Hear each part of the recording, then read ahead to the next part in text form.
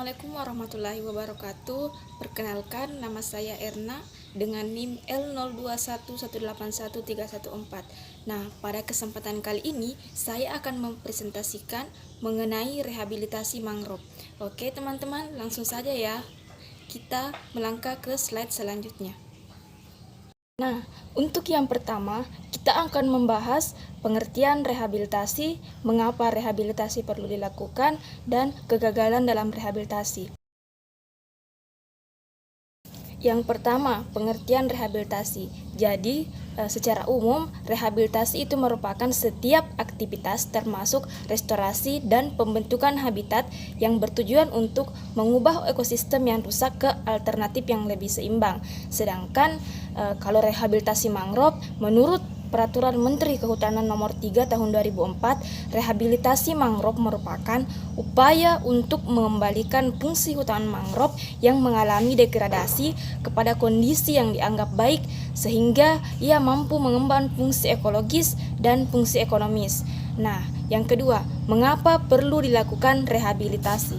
Seperti yang kita ketahui bahwa tujuan untuk dilakukan rehabilitasi yaitu untuk memperbaiki kondisi lingkungan yang telah rusak sehingga pulih dan dapat berfungsi secara optimal baik untuk manusia, lingkungan, dan keanekaragaman hayati. Jadi, indikator keberhasilan bagi rehabilitasi bukanlah berapa jumlah tanaman yang berhasil ditanam di lapangan, melainkan jumlah tanaman yang berhasil hidup dan tumbuh.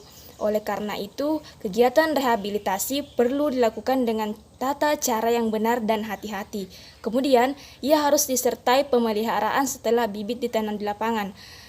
Kemudian, setelah pemeliharaan, perlu dilakukan juga upaya perlindungan, di mana upaya ini seperti menghindari gangguan ataupun upaya-upaya penebangan yang dilakukan oleh masyarakat. Selanjutnya, kegagalan dalam rehabilitasi. Nah, kegagalan yang saya maksud di sini seperti tidak tumbuhnya atau mangrove tersebut gagal untuk tumbuh ataupun terjadi kerusakan. Bisa saja disebabkan karena kondisi substrat atau lingkungan yang tidak sesuai. Selanjutnya, hal-hal yang perlu dipertimbangkan dalam melakukan rehabilitasi. Nah, sebelum melakukan rehabilitasi, untuk meminimalisir kegagalan dalam rehabilitasi, beberapa hal yang perlu diperhatikan. Misalnya, bagaimana sejarah lingkungan yang akan kita rehabilitasi? Apakah dahulu pernah tumbuh mangrove atau dari awal memang hanyalah lahan kosong yang tidak pernah ditumbuhi oleh mangrove? Kemudian, jika pernah ditumbuhi mangrove, jenis mangrove apa saja yang dulu pernah tumbuh? Nah, dengan mengetahui jenis mangrove yang pernah tumbuh, kita bisa menanam kembali jenis mangrove yang sama dengan yang pernah tumbuh dahulu. Kemudian, di mana mangrove tersebut tumbuh? Nah, setiap mangrove itu kan memiliki kriteria media tanam yang berbeda. Nah, dengan mengetahui pemetaan jenis apa saja di mana mangrove pernah tumbuh, nah peluang kegagalan dalam rehabilitasi itu bisa diminimalisir atau bisa menjadi kecil. Nah, selanjutnya, apa saja yang bisa menyebabkan kerusakan mangrove di daerah tersebut? Jadi, identifikasi berbagai faktor yang bisa merusak mangrove sebelum melakukan rehabilitasi, sehingga kita bisa melakukan perencanaan rehabilitasi dengan baik. Kemudian, apakah lokasi rehabilitasi memenuhi syarat hidrologi mangrove? Nah, bibit mangrove yang baru ditanam akan mati jika lebih dari setengah dari tingginya terendam air. Nah, beberapa jenis mangrove memiliki kriteria hidrologi sendiri. Misalnya, dia jenis Bruguiera atau Luminicera. Hanya boleh terendam air kurang dari 30% dari bagian tubuhnya. Selanjutnya, ketinggian substrat tempat tumbuh mangrove. Jadi, ketinggian akan menjadi faktor yang sangat penting karena mangrove akan tumbuh pada daerah pasang surut air laut. Mangrove akan mati jika ditanam pada substrat yang berada terlalu tinggi dan terlalu rendah dari permukaan air pasang ataupun surut. Pada slide disajikan beberapa prinsip dasar yang harus diperhatikan dalam rehabilitasi.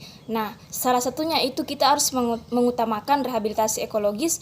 Kemudian, kita juga tidak boleh melakukan pembibitan di lokasi yang belum pernah ditumbuhi mangrove sebelumnya. Nah, semua ini atau prinsip dasar ini dilakukan atau diperhatikan untuk meminimalisir kegagalan dalam rehabilitasi.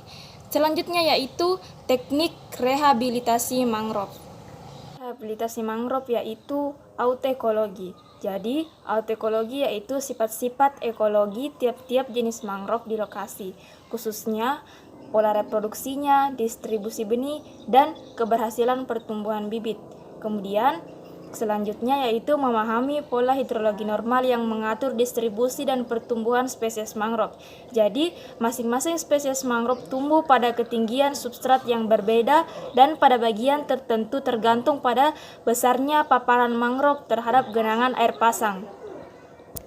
Jadi, dalam tahap kedua ini kita juga harus mempelajari mengenai air pasang di daerah masing-masing atau tempat yang ingin kita lakukan rehabilitasi. Dan pada tahap kedua ini kita mulai melakukan pengukuran di area mangrove yang masih bagus dalam kaitan antara ketinggian substrat dengan berbagai spesies mangrove yang tumbuh pada setiap kedalaman. Kemudian tahap ketiga yaitu meneliti atau memahami perubahan pada lingkungan mangrove yang diperkirakan menghambat terjadinya regenerasi. Kemudian kita juga harus mengenali apa saja tekanan yang dapat menghalangi pertumbuhan mangrove. Untuk itu, kita harus bekerja sama dengan masyarakat setempat untuk mengetahui bagaimana sejarah perubahan hutan mangrove di area yang ingin kita lakukan rehabilitasi. Kemudian, kita juga harus membuat desain program restorasi hidrologi yang memungkinkan pertumbuhan mangrove secara alami. Nah, prinsip dasar rehabilitasi hidrologi yaitu menciptakan kembali kemiringan dan ketinggian substrat alami yang akan mendukung aliran air secara normal, serta pembentukan dan pertumbuhan alami bibit mangrove. Tahap selanjutnya yaitu tahap yang kelima, yaitu melakukan pembibitan dan penanaman. Jadi, tahap ini dilakukan hanya jika keempat langkah yang telah saya sebutkan tadi telah dilakukan namun tidak menghasilkan pertumbuhan seperti atau sebagaimana yang diharapkan.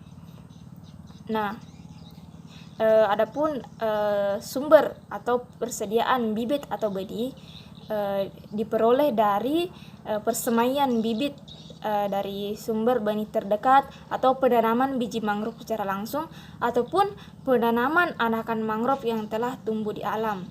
Jadi dalam proses penanaman ini kita bisa melakukan penanaman acak dengan jarak tanam 2 meter.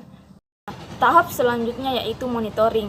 Jadi pada tahap monitoring ini kita bisa mengamati waktu pertumbuhan seperti bagaimana kepadatannya, bagaimana diameternya, bagaimana volumenya ataupun ketinggian anakan mangrove.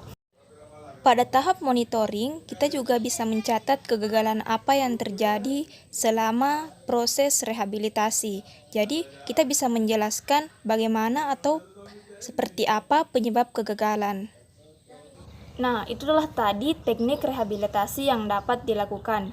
Namun, secara umum, teknik rehabilitasi mangrove itu juga dapat dilakukan dengan cara yang pertama seperti menentukan lokasi yang tepat.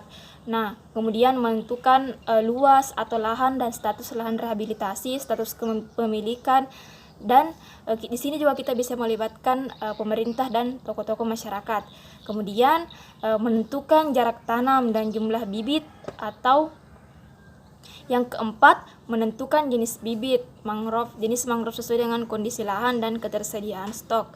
Nah, kemudian biasanya setelah menempuh tahap-tahap ini, kita bisa menentukan metode atau teknik rehabilitasi yang dapat kita lakukan, apakah itu teknik rehabilitasi ekologi atau teknologi. Kemudian bisa juga membagi tugas dan tanggung jawab dalam proses rehabilitasi, lalu melakukan proses penanaman dan pemeliharaan. Nah, seperti itulah secara umum yang biasanya ditempuh oleh beberapa pihak. Nah, pada slide ini saya menyajikan aspek penting dalam rehabilitasi.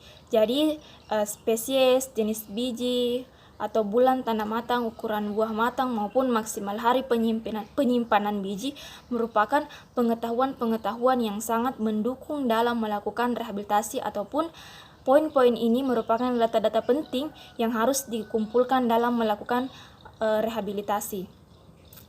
Selanjutnya, di sini saya juga akan menyinggung sedikit terkait rehabilitasi lamun. Jadi, pada tahap rehabilitasi lamun, kita bisa melakukan metode pembibitan atau pembenihan, metode sprig dan jangkar atau tanpa jangkar, dan metode plug. Kemudian sedikit pengetahuan mengenai rehabilitasi karang, yaitu tahap-tahap yang bisa ditempuh, yaitu yang pertama adalah persiapan, di mana kita harus menyelesaikan konsep-konsep yang telah kita susun dalam proses rehabilitasi. Kemudian kita harus melakukan survei pendahuluan, di mana kita harus melakukan observasi kondisi perairan untuk rehabilitasi karang. Kemudian administrasi perizinan. Jadi perizinan dari pihak pemerintah untuk membantu kemudahan administrasi sekaligus keberlanjutan program rehabilitasi.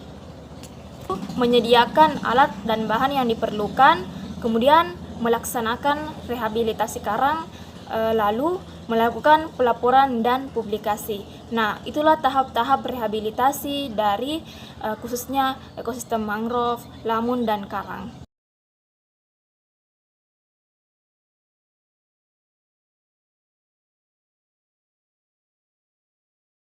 Jadi itulah tadi pemaparan atau presentasi mengenai teknik rehabilitasi mangrove dan sedikit tambahan mengenai rehabilitasi lamun dan karang. Cukup sekian presentasi saya.